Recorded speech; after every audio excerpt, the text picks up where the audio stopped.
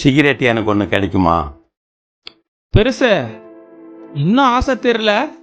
இந்தா அனுபவி.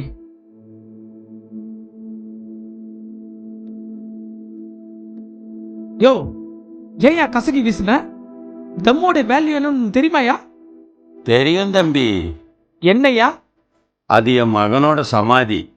சிகரெட் அதிகமாக குடிச்சு நுரையீரல் கெட்டு போய் போன வருஷம் தம்பி இறந்தான். அநியாயமாக 20 வயசுல செத்து போயிட்டான் தம்பி.